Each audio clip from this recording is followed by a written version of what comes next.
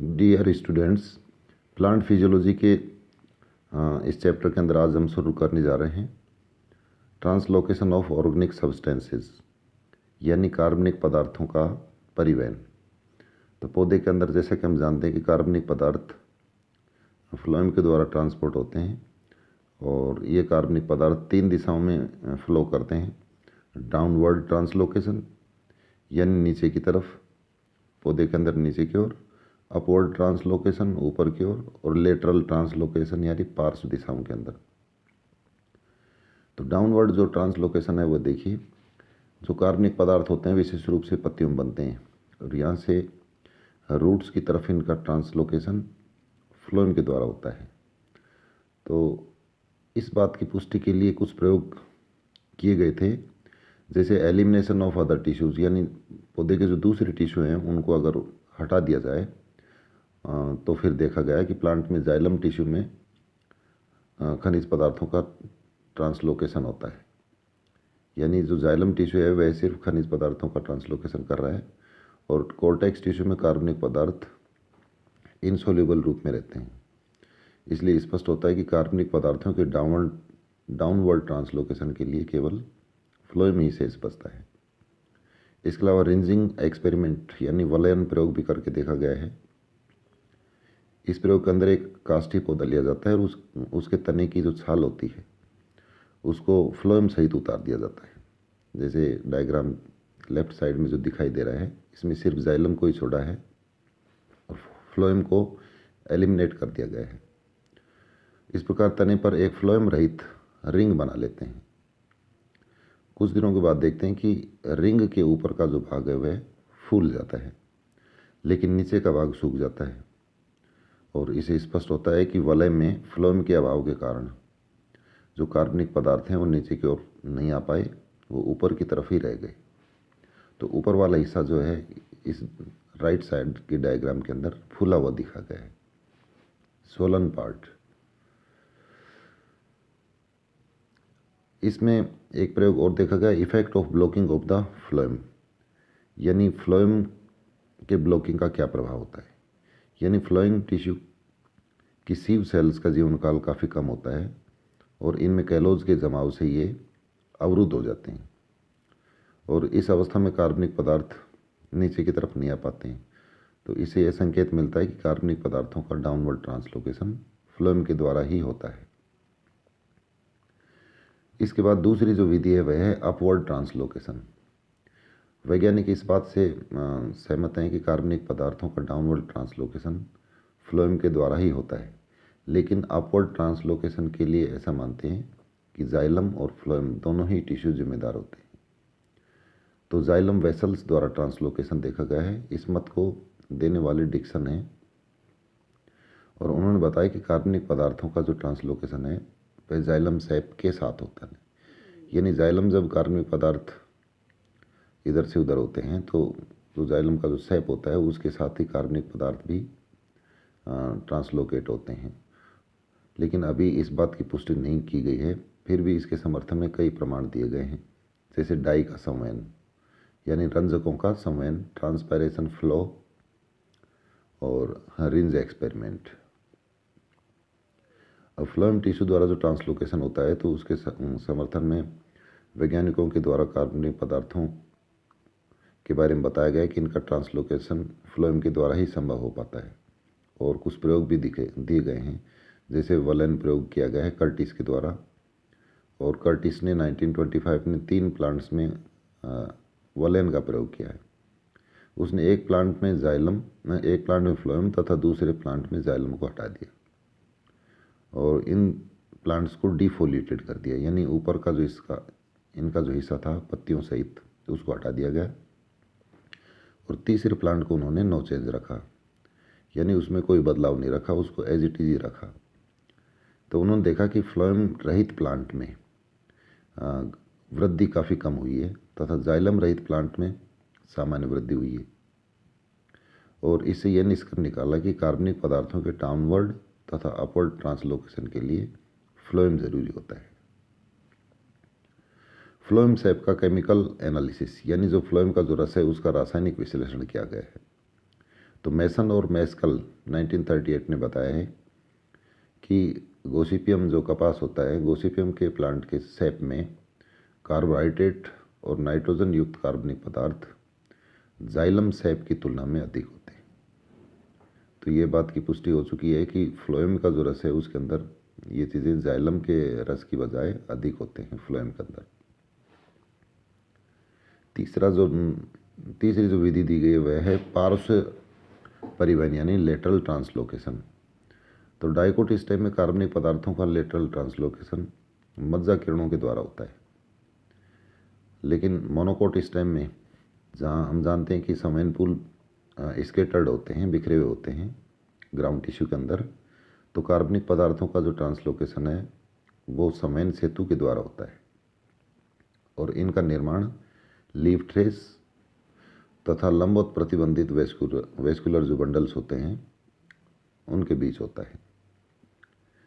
अब मैकेनिज्म जो है कार्बनिक पदार्थों के ट्रांसलोकेशन की, उसके बारे में कुछ क्रियाविधियाँ दी गई हैं। जैसे पहली जो क्रियाविधि है वह डिफ्यूजन परिकल्पना कहलाती है, विसरण परिकल्पना। और इस परिकल्पना के अनुसार कार्बनिक पदार्थों का जो ट्रांसलोकेशन है वह है एक हाई कंसंट्रेशन वाले क्षेत्र से, यानी सोर्स यानी निर्माण क्षेत्र से। तो हाई कंसंट्रेशन चूँकि पत्तियों के अंदर होती है, कार्बनिक पदार्थ वहीं पर बनता है, तो वह पार्ट इसका सोर्स होगा। तो सोर्स से लो कंसंट्रेशन वाले क्षेत्र जिसको सिंक कहा जाता है, यानी जहाँ खपत होती है वह भाग सिंक कहलाता है। तो सोर्स से सिंक में सामान्य विसरण द्वारा होता है और यह क्रिया फिजिकल फोर्स पर आधारित है। इस सिद्धांत परिकल्पना के लिए कुछ ऑब्जेक्शंस बताए गए हैं। जैसे फ्लोएम में कार्बनिक पदार्थों के ट्रांसलोकेशन की जो दर होती है वह सामान्य विसरण की दर से 40,000 गुना से 60,000 गुना अधिक होती है। इसके अलावा फ्लोएम द्वारा ट्रांसलोकेशन विसरण के समान शुद्ध भौतिक क्रिया नहीं है, क्योंकि फ्लोएम का जो ट्रांसलोकेशन है उसमें मेटाबॉलिक एक्टिविटीज़ पर आधारित होता है और अगर फ्लोएम में ऑक्सीजन कम हो जाती है या इसे पॉइजनस कर दिया जाए तो यह प्रक्रिया रुक जाती है। दूसरी जो परिकल्पना दी गई है वह है प्रोटोप्लाज्मिक स्टीमिंग हाइपोथेसिस, और यह परिकल्पना ह्यूगो डी व्राइज के द्वारा दी गई थी। बाद में कर्टिस ने भी इसे विस्तृत किया था और इस परिकल्पना के अनुसार कार्बनिक पदार्थों के ट्रांसलोकेशन में प्रोटोप्लाज्मिक स्टीमिंग यानी जीव द्रव का जो स्टीम होती है तथा डिफ्यूजन द्वारा दोनों ही प्रक्रियाएं प्रयुक्त होती हैं। सीव ट्यूब्स में कार्बनिक पदार्थों का प्रोटोप्लाज्म के प्रवाह के साथ सीव ट्यूब से दूसरी सीव ट्यूब में, यानी एक चालनी नलिका से दूसरी चालनी नलिका में उपस्थित छिद्रों के द्वारा सामान्य विसरण की क्रिया के द्वारा होता है। और इसके लिए कुछ प्रमाण दिए गए हैं, एविडेंसेस। जैसे प्रोटोप्लाज्म की गति दोनों दिशाओं में होती है। कार्बनिक पदार्थों के स्थानांतरण के समान ही प्रोटोप्लाज्मिक प्रवाह भी ताप व मेटाबॉलिक जो एक्टिविटीज़ हैं उन पर निर्भर करता है। इससे कार्बनिक पदार्थों का कंसंट्रेशन ग्रेडियंट के विपरीत स्थानांतरण स्पष्ट किया जा सकता है। तो ये कुछ प्रमाण दिए गए हैं। जैसे डायग्राम दिया गया है, इसमें प्रोटोप्लाज्मिक जो प्रवाह है उसके साथ में कार्बनिक पदार्थों का ट्रांसलोकेशन होता दिखाया गया है। इस सिद्धांत के बारे में कुछ अपवाद भी दिए गए हैं। जैसे परिपक्व चालनीय कोशिकाओं में प्रोटोप्लाज्म की एक पतली परत ही पाई जाती है और सीव ट्यूब्स में फ्लोरेसेंट डाइट यानी दीप्त जो रंजक होता है उसका एक साथ दोनों दिशाओं में ट्रांसलोकेशन होता है। और हायर प्लांट्स की सेल्स में प्रोटोप्लाज्मिक स्टीमिंग की जो दर होती है वो मैक्सिमम रेट 5 सेंटीमीटर प्रति घंटा पाई गई, जबकि कार्बनिक पदार्थों के ट्रांसलोकेशन की जो दर होती है वो 150 सेंटीमीटर प्रति घंटा पाई गई। इसके अलावा फ्लोएम का जो स्राव होता है, एक्जुडेट जो होता है फ्लोएम, वो एक सेल शेप होता है, न कि प्रोटोप्लाज्म का सेल शेप में, कार्बनिक सब्सटेंस काफ़ी उच्च मात्रा में घुले रहते हैं। तो इसको सेल शेप बताया है, न कि प्रोटोप्लाज्म। और सेल शेप में कार्बनिक जो सब्सटेंस हैं वो काफ़ी उच्च मात्रा के अंदर डिजोल्व फॉर्म में पाए जाते हैं। इसके बाद एक लास्ट परिकल्पना इसमें और दी गई कार्बनिक पदार्थों के परिवहन के लिए, जिसको मास फ्लो परिकल्पना कहा जाता है, प्रेशर फ्लो परिकल्पना। अब यह परिकल्पना मुन्स 1926 ने दी थी, इसलिए यह मुन्स परिकल्पना भी कहलाती है। इस परिकल्पना के अनुसार कार्बनिक पदार्थों का ट्रांसलोकेशन इनके सोर्स पॉइंट से खपत के क्षेत्र में द्रव्य रूप में होता है, यानी मास के रूप में होता है। जैसे पत्तियों की जो मेसोफिल सेल्स हैं आपस में सूक्ष्म पोर्स के द्वारा जुड़ी होती हैं, जिन्हें प्लाज्मोडेस्माटा कहा जाता है। और इस प्रकार लीफ मेसोफिल से सीव ट्यूब्स तथा प्लाज्मोडेस्माटा का एक सिस्टम बन जाता है, जिसे सिम्प्लास्ट कहा जाता है। प्रकाश संश्लेषण के दौरान मेसोफिल सेल्स में कार्बनिक पदार्थों के बनने से इनमें कंसंट्रेशन बढ़ जाती है, इसलिए ऑस्मोटिक प्रेशर भी बढ़ जाता है। परिणाम स्वरूप जाइलम से इनमें जल आ जाता है और इससे मेसोफिल्स की जो टर्जिडिटी है वह बढ़ जाती है, और ये टर्जिडिटी कार्बनिक पदार्थों को बलपूर्वक चालनिक नलिकाओं के अंदर पुश कर देती है। ये डायग्राम दिया गया है, इसके अंदर ए और बी दो ग्लोब हैं, इनको एक ट्यूब के द्वारा जोड़ दिया गया है। एक के अंदर कंसनट्रेट शुगर सॉल्यूशन है, इधर से डाला जाता है। ये बीच की जो डिवाइस है इसके अंदर पानी भरा हुआ है और यह शुगर सॉल्यूशन इसमें विलय होकर के दूसरी तरफ से निकलता है। इसमें यहाँ दिया गया है कि सेमी परमिएबल मेम्ब्रेन से बने ए और बी दो चैम्बर्स हैं, जिनको टी ट्यूब के द्वारा जोड़ा गया है और इस एपरेटस को जल से भरे पात्र में रखा जाता है। तो ए चैम्बर में शुगर सॉल्यूशन और बी के चैम्बर में पानी भर दिया जाता है। चूँकि एक कक्ष के अंदर शुगर का कंसंट्रेशन सॉल्यूशन होता है, इसलिए इसमें पात्र से जल प्रवेश कर जाता है और यह जल ए से बी में मास रूप में बहता है, और यह फ्लो जब तक जारी रहता है जब तक कि दोनों चैम्बर्स की कंसंट्रेशन समान न हो जाए। अगर ए चैम्बर में लगातार शुगर सॉल्यूशन आता रहे तो ए से बी में प्रवाह होता रहेगा, और बी चैम्बर में शुगर के आने से कुछ जल भारी पात्र में आ जाता है जो ए चैम्बर में अवशोषित हो जाता है। इस प्रकार एक चक्र बना रहता है। तो इस मंच परिकल्पना के लिए कुछ प्रमाण दिए गए हैं, जैसे कार्फ ने और इशाउ ने 1966 ने कुछ प्रमाण दिए हैं। जैसे अगर फ्लोएम ट्यूब को काट दिया जाए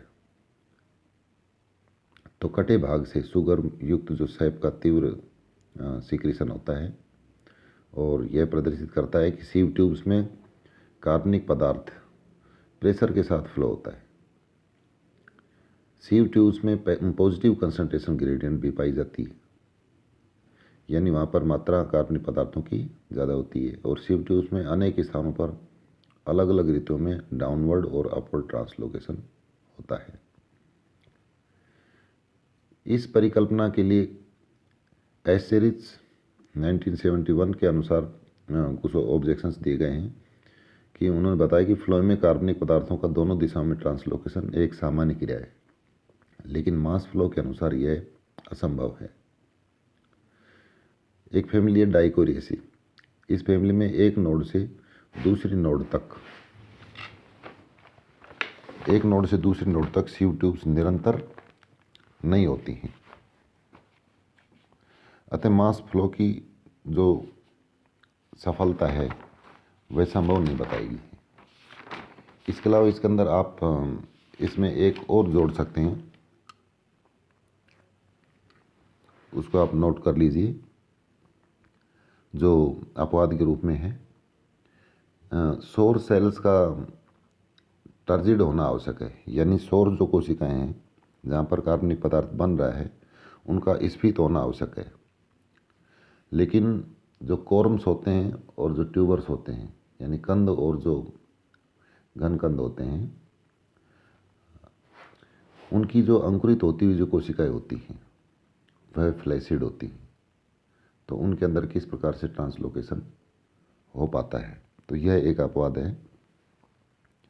इस प्रकार से कार्बनिक पदार्थों का ट्रांसलोकेशन पौधों में किस प्रकार से होता है उसके बारे में यह टॉपिक था। ये एज इट इज़ नोट्स मैंने आपको दिए हैं, आप इनको एज इट इज़ ही याद कर सकते हैं। Thank you.